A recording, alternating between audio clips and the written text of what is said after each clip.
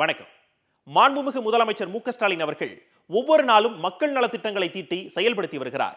அவற்றில் முதன்மையானவற்றை தொகுத்து என்றும் முதல்வர் என்ற தொகுப்பில் காணொலியாக பார்த்து வருகிறோம். அதன்படி இந்த வாரம் நடந்த முக்கியமான நடவடிக்கைகளை தற்போது பார்க்கலாம். இது என்றும் முதல்வர்.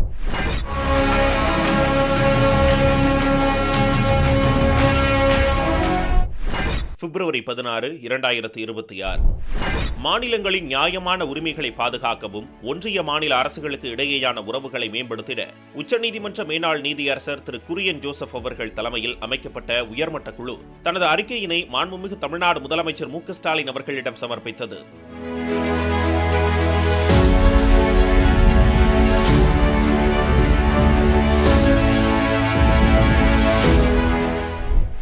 மாண்புமிகு முதலமைச்சர் மு.க.ஸ்டாலின் அவர்கள் தலைமைச் செயலகத்தில் மாநில திட்டக்குழுவால் தயாரிக்கப்பட்ட 2025-2026 ஆண்டிற்கான தமிழ்நாடு பொருளாதார ஆய்வறிக்கையை வெளியிட்டார்.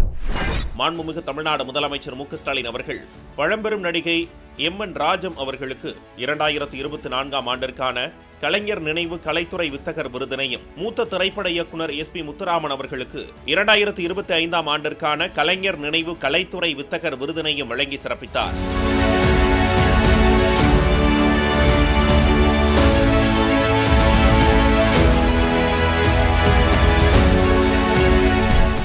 உயர்கல்வித்துறை சார்பில் அரசு பொறியியல் கல்லூரிகள், அரசு கலை மற்றும் அறிவியல் கல்லூரிகள் மற்றும் அரசு பலவகை தொழில்நுட்ப கல்லூரிகள் ஆகியவற்றில் ரூபாய் 542 கோடியே 2 லட்சம் ரூபாய் செலவில் கட்டப்பட்டுள்ள வகுப்பறை கட்டடங்கள், ஆய்வக கட்டடங்கள், பணிமனை கட்டடங்கள், மகளிர் விடுதி கட்டடம், திறன்மிகு மையங்கள் போன்ற பல்வேறு கல்விசார் கட்டடங்களை மாண்புமிகு தமிழ்நாடு முதலமைச்சர் மு.க.ஸ்டாலின் அவர்கள் திறந்து வைத்தார். மேலும் ரூபாய் 555 கோடியே 92 லட்சம் மதிப்பீட்டில் அரசு பொறியியல் கல்லூரிகள், அரசு கலை மற்றும் அறிவியல் கல்லூரிகள் மற்றும் அரசு பலவகை தொழில்நுட்ப கல்லூரிகளுக்கு கட்டப்பட உள்ள கூடுதல் வகுப்பறை கட்டடங்கள், பல்நோக்கு அரங்குகள், விடுதிகள் மற்றும் இதர கட்டடங்களுக்கு அடிக்கல் நாட்டினார்.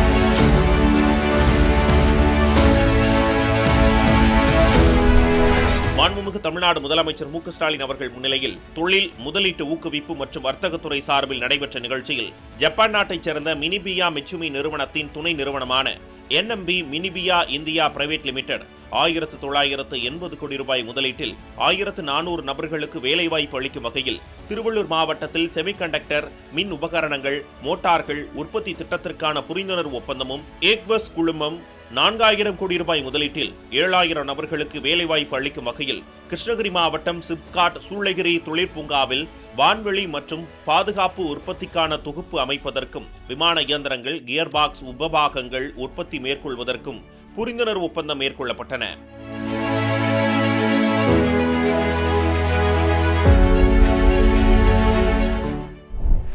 வேளாண்மை உழவர் நலத்துறையின் சார்பில் 53 கோடியே 60 லட்சம் ரூபாய் செலவில் கட்டப்பட்டுள்ள 6 ஒருங்கிணைந்த வேளாண்மை விரிவாக்க மையங்கள், 6 துணை வேளாண்மை விரிவாக்க மையங்கள், 2 விதை சேமிப்பு கிடங்குகள், 4 ஒழுங்குமுறை விற்பனை கூடங்கள், 100 மெட்ரிக் டன் கொள்ளளவு கொண்ட ஒரு குளிர்பதன கிடங்கு, 2 ஒருங்கிணைந்த விதை சான்றளிப்பு மற்றும் உயிர்ம சான்றளிப்பு துறை வளாகங்கள், தோட்டக்கலை பட்டய படிப்பு மாணவர் விடுதி, வேளாண்மை பொறியியல் துறை விரிவாக்க மையம் ஆகியவற்றை மாண்புமிகு தமிழ்நாடு முதலமைச்சர் அவர்கள் திறந்து வைத்தார்.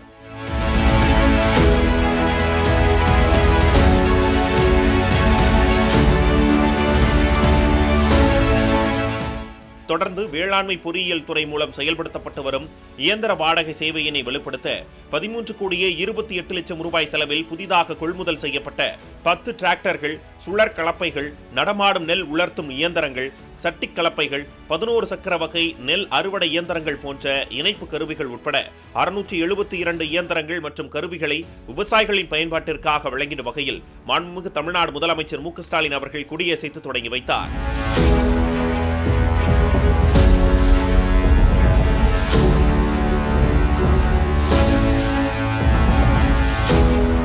மேலும் விவசாயிகள் விளைவிக்கும் வேளாண் பொருட்களை நகர்ப்புற நுகர்வோரிடம் கொண்டு சேர்க்கும் வகையில் முதற்கட்டமாக சென்னை மற்றும் புறநகர் பகுதிகளில் 2 கோடியே 6 லட்சம் ரூபாய் செலவில் அமைக்கப்பட்டுள்ள 16 உழவர் அங்காடிகளை கொடியசைத்து தொடங்கி வைத்தார். 100 மதிப்பு கூட்டு மையங்கள் அமைக்கும் திட்டத்தின் முதற்கட்டமாக 54 தொழில் முனைவோர்களுக்கு மதிப்பு கூட்டு மையங்கள் அமைக்க ஒப்பளிப்பு ஆணைகளையும் வழங்கினார்.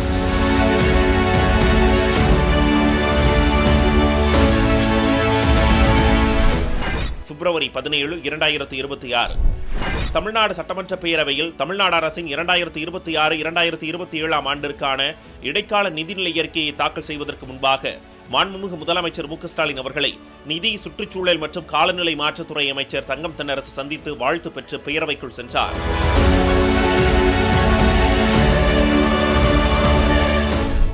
தொடர்ந்து தமிழ்நாடு அரசின் 2026-2027 ஆண்டிற்கான இடைக்கால வேளாண்மை மற்றும் உழவர் நலத்துறைக்கான நிதிநிலை அறிக்கையை தாக்கல் செய்வதற்கு முன்பாக வேளாண்மை மற்றும் உழவர் நலத்துறை அமைச்சர் MRK பன்னீர்செல்வம் சந்தித்து வாழ்த்து பெற்று பேரவைக்குள் சென்றார்.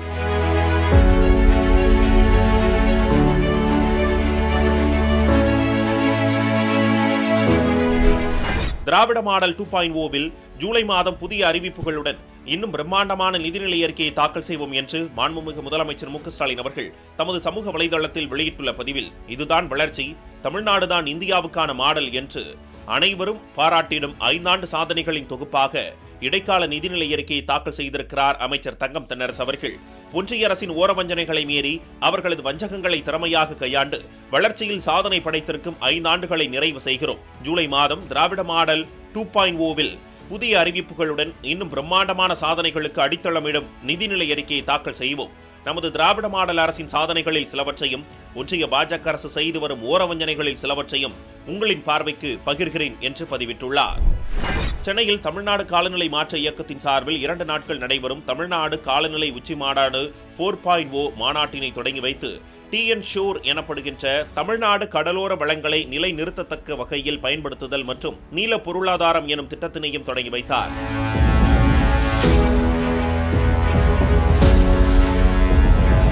தொடர்ந்து தஞ்சை மனோராவில் கடற்பசு பாதுகாப்பு மையம் அமைத்திட அடிக்கல் நாட்டிய மாண்புமிகு முதலமைச்சர் அவர்கள் கண்ணபிரான் பாலிமர்ஸ், ஊர்கேப்ஸ் மற்றும் ஈசிகோ பவர் பிரைவேட் லிமிடெட் ஆகிய நிறுவனங்களுக்கு சுழல் பொருளாதாரம் மற்றும் பசுமை போக்குவரத்து ஆகிய சுழலுக்குகந்த தொழில் முனைவுகளை மேம்படுத்தும் வண்ணம் தமிழ்நாடு பசுமை காலநிலை நிதியினை வழங்கினார்.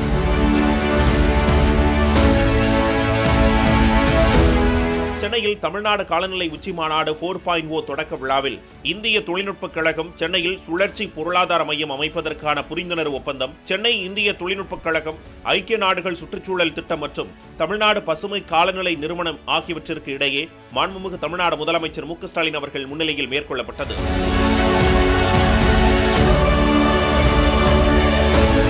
தமிழ்நாடு காலநிலை உச்சி மாநாடு 4.0 தொடக்க விழாவில் உரையாற்றிய மாண்புமிகு முதலமைச்சர் அவர்கள், நம்முடைய திராவிட மாடல் அரசை பொறுத்தவரைக்கும் நமக்கு சமூக நீதி ஒரு கண் என்றால் காலநிலை நீதி மற்றொரு கண். எனவே காலநிலை மாற்றத்தை நாம் அனைவரும் இணைந்து எதிர்கொள்வோம், வெல்வோம் ஒன்றாக என்று குறிப்பிட்டார். மாண்புமிகு தமிழ்நாடு முதலமைச்சர் மு க ஸ்டாலின் அவர்கள் சென்னை மாவட்டம் கிண்டி தொழிற்பேட்டையில் தமிழ்நாடு சிறு தொழில் நிறுவனத்திற்காக 175 கோடி ரூபாய் செலவில் 263 தொழிற்கூடங்கள் கொண்ட அடுக்குமாடி தொழில் வளாகம், 32 கோடியே 33 லட்சம் ரூபாய் செலவில் சேலம் நெய்க்காரப்பட்டியில் பட்டுநூல் குழுமம், விருதுநகர் மாவட்டம் ராஜபாளையத்தில் மகளிருக்கான நெசவு குழுமம், தேனி மாவட்டம் திமிநாயக்கன்பட்டியில் செயற்கைப்பட்டு குழுமம், சென்னை மாவட்டம் பூங்காநகர் மற்றும் திருநெல்வேலி மாவட்டம் மீனாட்சிபுரத்தில் தங்கநகை குழுமங்கள் ஆகியவற்றை திறந்து வைத்தார்.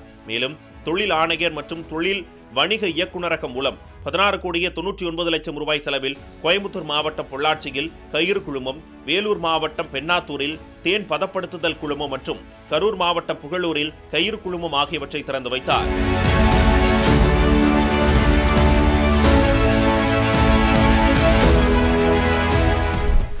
சமூக நலன் மற்றும் மகளிர் உரிமைத்துறை சார்பில் மதுரை, தருமபுரி, கடலூர் மற்றும் ராணிப்பேட்டை ஆகிய இடங்களில் 21 கோடியே 2 லட்சம் ரூபாய் செலவில் 200 மகளிர் தங்கும் வகையில் புதிதாக கட்டப்பட்டுள்ள 4 தோழி பணிபுரியும் மகளிருக்கான விடுதி கட்டடங்களை மாண்புமிகு தமிழ்நாடு முதலமைச்சர் அவர்கள் திறந்து வைத்தார்.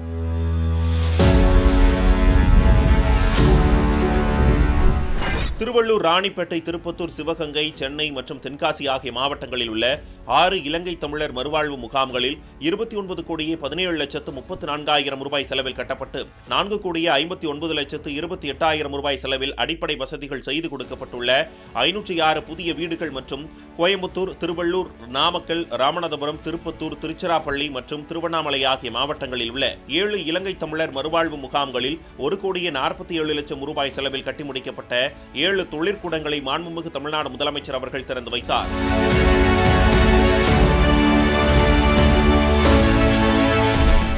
மாற்றுத்திறனாளிகளுக்கு அணுகல் தன்மையுடன் கூடிய ஒருங்கிணைந்த சேவைகளை வழங்கிடும் வகையில் 14,57,00,000 ரூபாய் செலவில் சென்னை உட்பட 20 மாவட்டங்களில் அமைக்கப்பட்டுள்ள 105 விடுதிகள், ஒருங்கிணைந்த சேவை மையங்கள் மாண்புமிகு தமிழ்நாடு முதலமைச்சர் அவர்கள் திறந்து வைத்தார். 100 கோடி ரூபாய் செலவில் தரம் உயர்த்தப்பட்ட ஓசூர் அரசு மாவட்ட தலைமை மருத்துவமனை, சென்னை ராஜீவ் காந்தி அரசு பொது மருத்துவமனை வளாகத்தில் 65 கோடி ரூபாய் செலவில் கட்டப்பட்டுள்ள நரம்பியல் பிரிவு கட்டடம், தமிழ்நாடு அரசு பல் மருத்துவக் கல்லூரி மற்றும் மருத்துவமனையில் 64,09,00,000 ரூபாய் செலவில் கட்டப்பட்டுள்ள கூடுதல் கட்டடங்கள், சென்னை கீழ்ப்பாக்கம் அரசு மனநல மருத்துவமனையில் 40 கோடி ரூபாய் செலவில் கட்டப்பட்டுள்ள ஒப்புயர்வு மைய கட்டடம், சென்னை ராயபுரம் அரசு RSRM மகப்பேறு மருத்துவமனையில் 31,74,00,000 ரூபாய் செலவில் கட்டப்பட்டுள்ள ஒருங்கிணைந்த அவசர கால மற்றும் பச்சிளம் குழந்தை பராமரிப்பு மையத்திற்கான கூடுதல் கட்டடம் மற்றும் இரத்த வங்கி நவீன இரத்த கூறு பிரிப்பு அலகு, திருக்குவளை அரசு மருத்துவமனையில் 3,50,00,000 ரூபாய் செலவில் கட்டப்பட்டுள்ள தாய் சேய் நல கட்டடம், வேதாரண்யம் அரசு மாவட்ட தலைமை மருத்துவமனையில் 13,40,00,000 ரூபாய் செலவில் கட்டப்பட்டுள்ள கூடுதல் கட்டடம் ஆகியவற்றை மாண்புமிகு தமிழ்நாடு முதலமைச்சர் மு க ஸ்டாலின் அவர்கள் திறந்து வைத்தார்.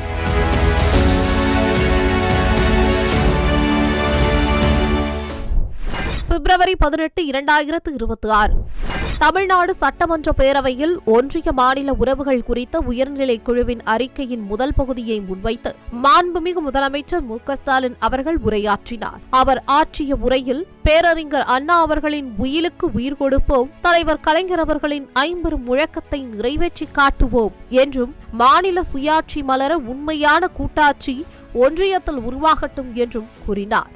நம்மையெல்லாம் ஆளாக்கிய பேரறிஞர் அண்ணா அவர்கள் தன்னுடைய இறுதி உயிர் போல எழுதியதுதான் மாநில சுயாட்சி கொள்கை.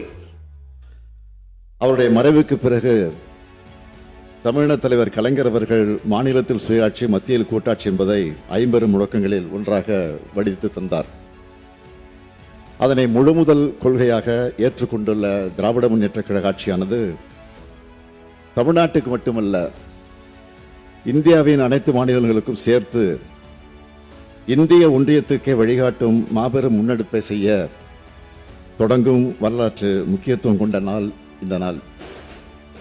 பேரறிஞர் அண்ணாவின் தம்பியாக, தலைவர் கலைஞரின் உடன்பிறப்பாக ஒன்றிய மாநில உறவுகள் குறித்த உயர்நிலைக் குழுவின் அறிக்கையின் முதல் பகுதியை இம்மாமன்றத்தில் வைக்க இருக்கிறோம்.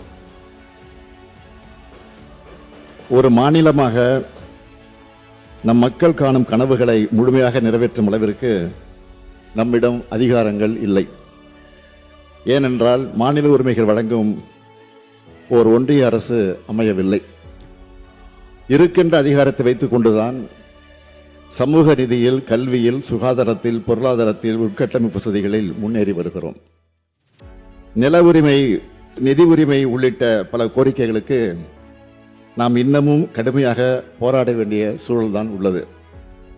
எனவே எல்லா அதிகாரமும் கொண்டவைகளாக மாநில அரசுகளை மாற்றும் வகையில் அரசியலமைப்பு சட்டத்தில் திருத்தம் கொண்டு வர முயற்சிக்கும் சட்ட முன்னெடுப்புகளை நாம் தொடங்கக்கூடிய நாள்தான் இன்றைய நாள். ஒன்றிய மாநில உறவுகள் குறித்த உயர்நிலை குழுவின் அறிக்கை, சுருக்கமாக சொன்னால் பூனைக்கு மணி கட்டியிருக்கிறோம். அனைத்து மாநிலங்களும் சுயாட்சியை பெற்றவையாக இருக்க வேண்டும். அனைத்து மாநிலங்களும் இணைந்து நடத்தும் கூட்டாட்சி அரசாக ஒன்றிய அரசு செயல்பட வேண்டும் என்ற நம்முடைய இந்த கொள்கைதான் மற்ற மாநிலங்களின் உள்ளத்துக்குள் இருக்கும், வெளியில் சொல்ல முடியாமல் தவிக்கும் கொள்கையாக இருக்கும். மாண்புமிகு தமிழ்நாடு முதலமைச்சர் மு க ஸ்டாலின் அவர்கள் நீதி கட்சி வரலாறு, தந்தை பெரியார் சிந்தனை தொகுப்பு, அறிஞர் அண்ணா சிந்தனை தொகுப்பு, திராவிட இயக்க பெண் சிந்தனையாளர்களின் தொகுப்பு, திராவிட இயக்கமும் சமூக பண்பாட்டு பொருளாதார மாற்றங்களும், திராவிட இயக்க சிறுகதைகள் 2 தொகுப்புகள் ஆகிய திராவிட களஞ்சியத்தின் 7 புத்தகங்களை வெளியிட்டார்.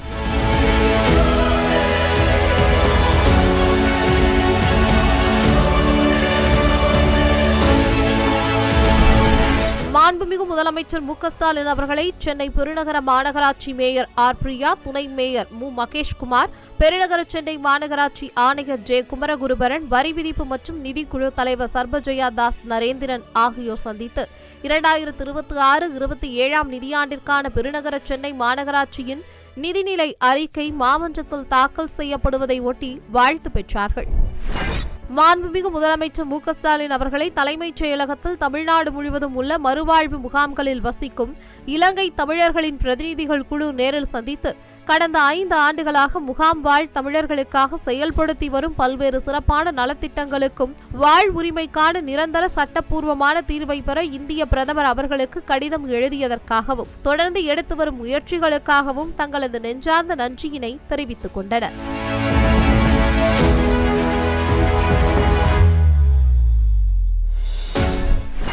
சிந்தனை சிற்பி சிங்காரவேலர் அவர்களின் பிறந்த நாளை ஒட்டி மாண்புமிகு முதலமைச்சர் மு க ஸ்டாலின் அவர்கள் வெளியிட்டுள்ள செய்தியில், தொழிலாளர் நலனுக்காக தம் வாழ்நாளையே அர்ப்பணித்த சிங்காரவேலரின் புகழை தொடர்ந்து போற்றுவோம் என்று குறிப்பிட்டுள்ளார்.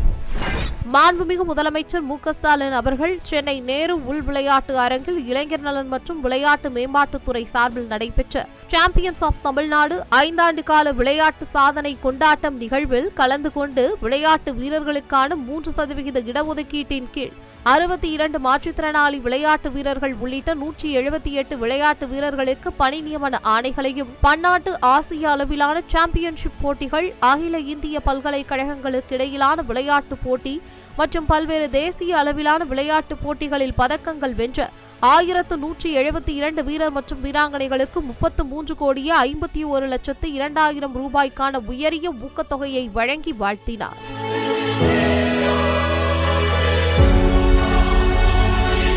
மேலும் சென்னை பழைய மகாபலிபுரம் சாலை செம்மஞ்சேரி பகுதியில் முதல் கட்டமாக 261 கோடி ரூபாய் மதிப்பீட்டில் அமைக்கப்பட உள்ள சர்வதேச விளையாட்டு நகரத்திற்கு அடிக்கல் நாட்டினார்.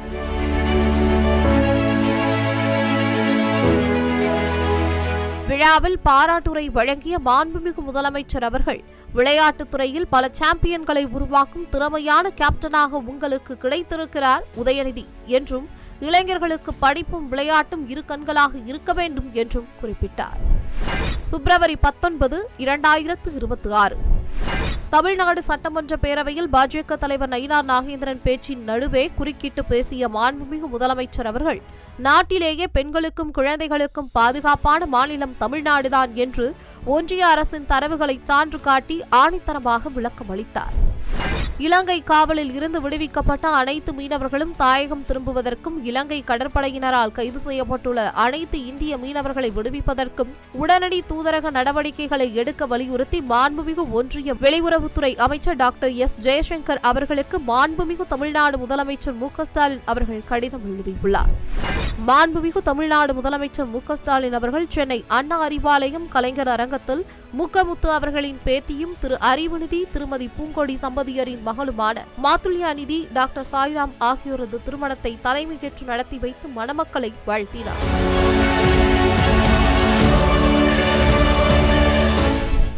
பிப்ரவரி 20, 2026 மாண்புமிகு சட்டமன்ற பேரவைத் தலைவர் மு அப்பாவு அவர்கள் இந்து குழுமத்தின் வெளியீடான Tamil Nadu legislature a journey in legislating and policy making என்ற காலப்பேழை புத்தகத்தை வெளியிட மாண்புமிகு தமிழ்நாடு முதலமைச்சர் மு க ஸ்டாலின் அவர்கள் பெற்றுக் கொண்டார்.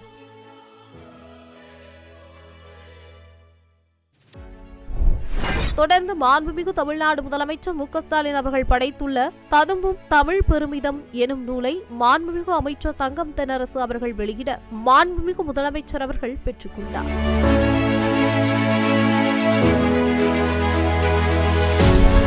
தமிழ்நாடு சட்டமன்ற பேரவையின் 16வது பேரவை 8வது கூட்டத்தொடரின் நிறைவு நாளில் நன்றி தெரிவித்து உரையாற்றிய மாண்புமிகு தமிழ்நாடு முதலமைச்சர் மு க ஸ்டாலின் அவர்கள், சிறப்பான இடைக்கால நிதிநிலை அறிக்கையினை தாக்கல் செய்திருக்கிறோம் எனவும், அடுத்த 2 மாதங்களில் இன்னும் வேகமாக வந்து பணிகளை தொடர்வோம், மீண்டும் வெல்வோம், மீண்டும் ஆட்சி அமைப்போம் என கழக அரசின் சாதனைகளை சுட்டிக்காட்டியும் அனைவருக்கும் நன்றி தெரிவித்தும் தமது உரையில் குறிப்பிட்டார்.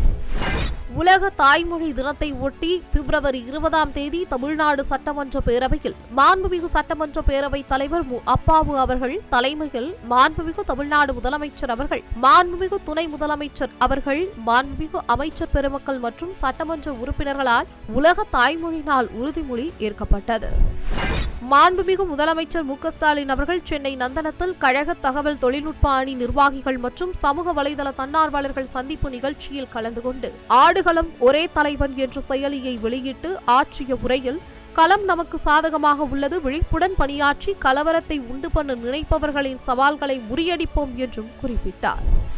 பிப்ரவரி 21, 2026 மதுரையில் நடைபெற்ற அரசு விழாவில் 1536 கோடியே 31 லட்சம் ரூபாய் செலவிட்டில் 10,93,000 மக்கள் பயன்பெறும் வகையிலான 867 ஊரக குடியிருப்புகளுக்கு கூட்டு குடிநீர் திட்டத்தை தொடங்கி வைத்து 50 கோடி ரூபாய் செலவீட்டில் மறுசீரமைக்கப்பட்டு அழகுபடுத்தப்பட்ட வண்டியூர் பூங்கா மற்றும் 1 கோடியே 67 லட்சம் ரூபாய் செலவில் கட்டப்பட்டுள்ள வாடிப்பட்டி பேரூராட்சி அலுவலக கட்டடம் ஆகியவற்றை மாண்புமிகு தமிழ்நாடு முதலமைச்சர் மு க ஸ்டாலின் அவர்கள் திறந்து வைத்தார்.